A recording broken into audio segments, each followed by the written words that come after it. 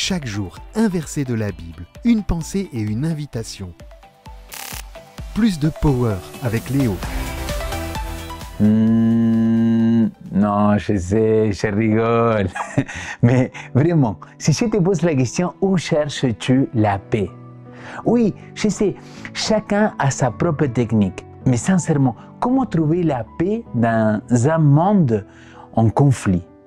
Je pense que tu ne peux pas laisser des éléments extérieurs influencer ton état intérieur. Ta paix ne peut pas dépendre de ce que l'autre fait et de ce que tu ne peux pas contrôler. L'ami, c'est pour cela qu'aujourd'hui, il y a tellement de gens qui cherchent dans le monde trouver une paix, soit dans la religion, en embrassant des arbres et en faisant n'importe quoi. Mais permets-moi de partager un texte biblique que l'apôtre Paul il a partagé aux Philippiens. Ne vous inquiétez de rien, mais en tout, par la prière et la supplication, avec des actions de grâce, faites connaître à Dieu vos demandes.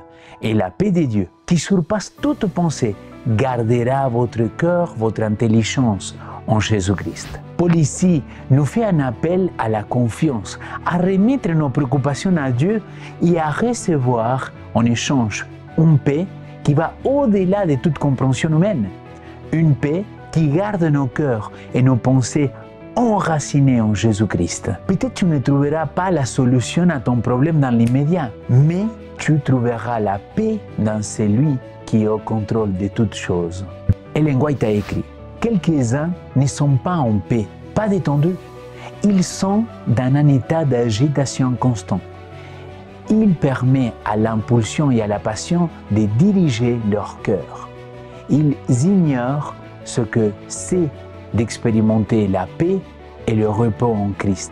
Ils ressemblent à un navire sans ancre, conduit et battu par le vent. Mais ceux dont l'esprit sont contrôlés par le Saint-Esprit marchent dans l'humilité et la douceur, car ils agissent à la manière de Christ et seront gardés dans une paix parfaite, tandis que ceux qui ne sont pas contrôlés par le Saint-Esprit ressemblent à une mer agitée. Les amis, Jésus nous a dit, a donné.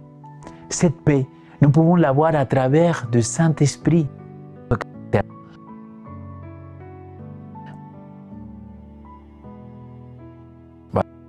De là l'importance de demander son Saint-Esprit tous les jours, car c'est lui qui peut nous amener tous ces fruits dans nos vies.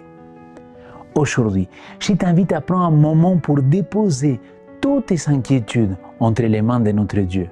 Demande-lui son power divin et permets-lui de t'accorder cette paix et de garder ton cœur et tes pensées en notre Seigneur Jésus-Christ.